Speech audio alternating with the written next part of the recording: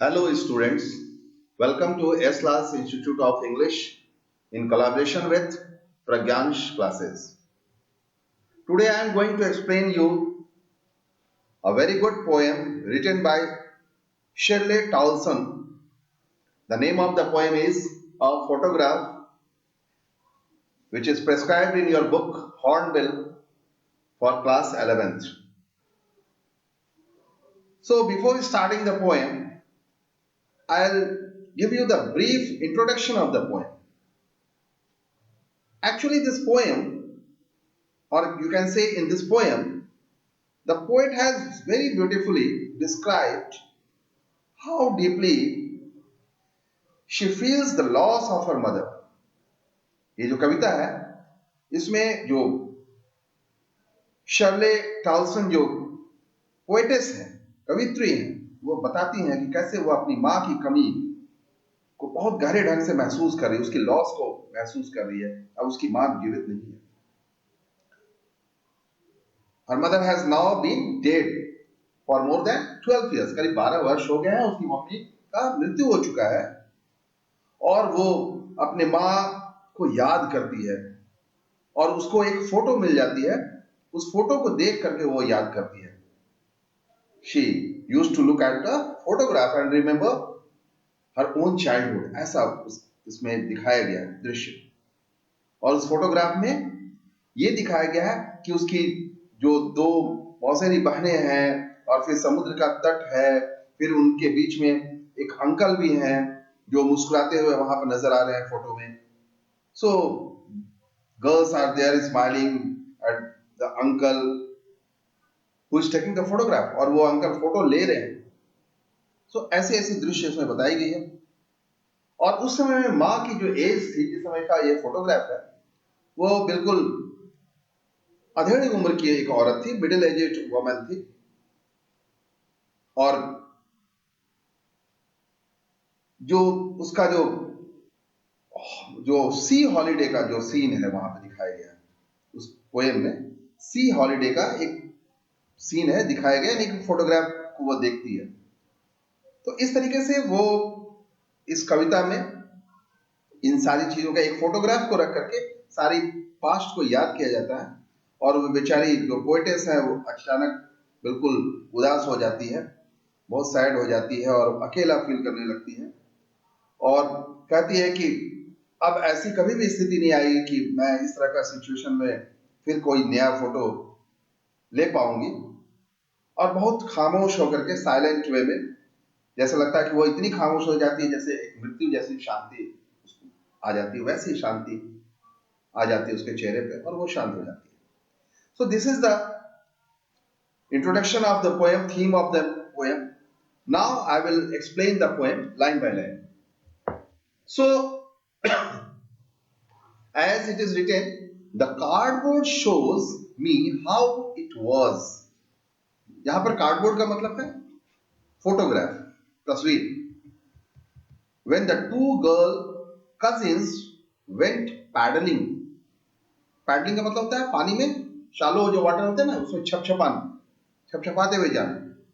जैसा कि मैं पहले बताया था कि उसकी जो मौसेरी बहनें थी, तो फोटो यह दिखाती है कि उस समय का दृश्य कैसा था। The cardboard shows me how it was. उस समय का दृश्य कैसा था जब दो चचेरी जो या मौसेरी जो लड़कियां हैं, बहनें हैं, वो पानी में छपछपाती हुई जा रही थी। उस समय का फोटो वो दिखा रहा था। Each one holding one of my mother's hands. और उसमें से जो प्रत्येक लड़की थी वो मेरी माँ को एक एक हाथ में पकड़ के रखी हुई थी। And she the big girl, और चूंकि उनमें से जो दो लड़कियां थी उनमें से एक लड़की बड़ी थी, सम 12 years और सो, जो कह सकते हो कि 12 साल या उससे कुछ बड़ी थी। All three stood still to smile through their hair. और ये सारी तीनों लड़कियां अपने बालों को बिखेरे हुए मुस्कुराते हुए स्थिर खड़ी थी, बिल्कुल स्थिर खड़ी थी। Eight the uncle with the camera, और कैसे खड़ी थी कि कैमरा लिए हुए उसके अंकल भी खड़े थे और उसको देख करके वो मुस्कुरा रही थी। A sweet face my mother's, और मेरी माँ का बहुत ही आकर्षक चेहरा, बहुत ही सुंदर सा चेहरा। That was before I was born, और जब मैं पैदा भी नहीं हुई थी उस समय मेरी माँ का चेहरा ऐसा था। यानी कि इस तस्वीर में दो उसकी मौसेरी या चचेरी, जो भी कह सकते हो, कजिन लिखा हुआ है, दोनों चले, वो दोनों लड़कियां थी, लेकिन ये पोएटेस मतलब हरसेल्फ वाज नॉट देयर, क्योंकि उसका जन्म ही नहीं हुआ था, और ये तीनों खड़े थे। And the sea which appears to have changed less, और जो सागर था, जो समुद्र था, वो बहुत ही कम बदला हुआ सा दिखता था। आज भी जाते हैं तो देखते हैं कि वो सागर वैसा ही दिख रहा है।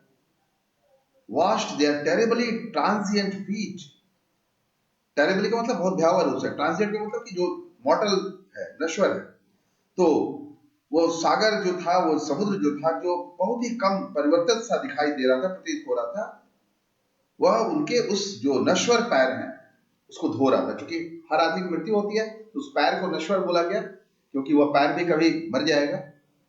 ऐसा फर्स्ट स्टैंजा में जो है पोएट एक्सप्लेन कर रहा है चीजों को। It means that the poet is looking at the poetess, you can say the poetess is looking at the photograph. It is her mother's photograph, you can say. In it she can see how her mother looked when she was a little girl. At that time she was about 12 years old. The photograph also shows her on a beach. She has with her two girl cousins. The cousins were younger in age. Each one is holding the mother's hand,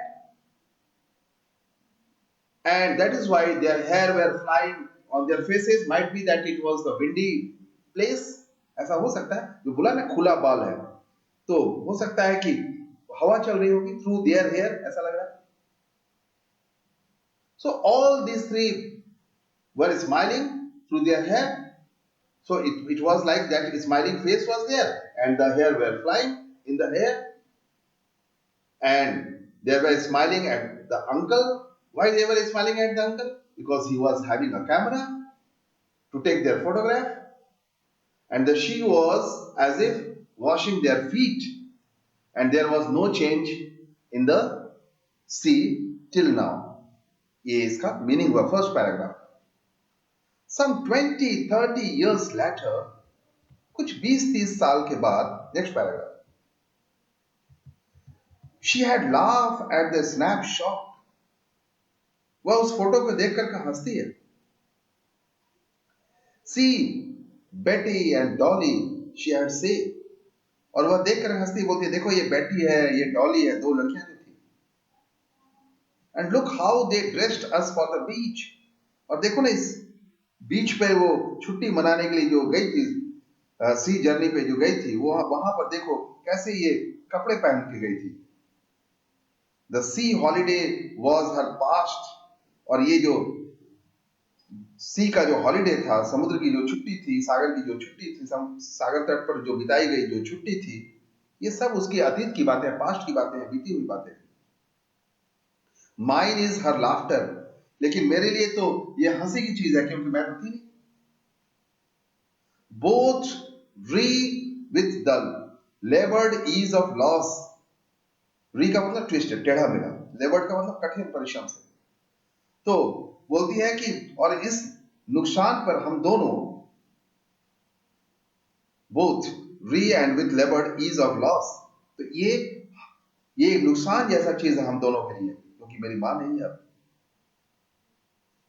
now she has been dead nearly as many years as that girl lived, और ऐसा क्या हो रहा है, क्योंकि अब उस लड़की के लिए ये सब गुजरी चीजें हो गई, बीती बातें हो गई हैं, क्योंकि उसकी मां अब जीवित नहीं है। वह जितने साल तक वह रही, जीवित रही, तो उस समय ये नहीं थी। And of this circumstance there is nothing to say at all, और अब ऐसी परिस्थिति में मेरे लिए बचा क्या है कुछ कहने के लिए। इट्स साइलेंस साइलेंसेस, और ये जो खामोशी है बिल्कुल खामोश है। यानी कि यहां पर एक साइलेंस का मतलब हुआ कि फोटो की खामोशी, और एक साइलेंस का मतलब हुआ उसकी खुद की खामोशी। तो सेकंड पैराग्राफ क्या डील कर रहा है? सेकंड पैराग्राफ डील कर रहा है कि करीब करीब after 20 or 30 years the mother would take out of that photograph and look at it. अगर वो होती जीवित तो देखती, और she would look at the photograph and laugh at a little, और वो शायद देखती तो वो भी खुश होती। लेकिन वो देखती किसको? बेटे को देखती, डॉली को देखती, और वो देखती कि how they had dressed us for the beach, ऐसा वो देखती। अब तो बहुत सारा चेंज हो गया। Now lot had change for mother, she is no longer, and to have those sweet joys of childhood, ये सब कुछ नहीं मिल पाता। तो अब क्या होता है कि ये बेचारी उदास हो जाती है और वो साइलेंट हो जाती है। इतनी साइलेंट हो जाती है कि वो लगता है जैसे एक री फेस है, एक डेड फेस है, इतना साइलेंट हो जाती है। So this is the explanation of the poem photograph.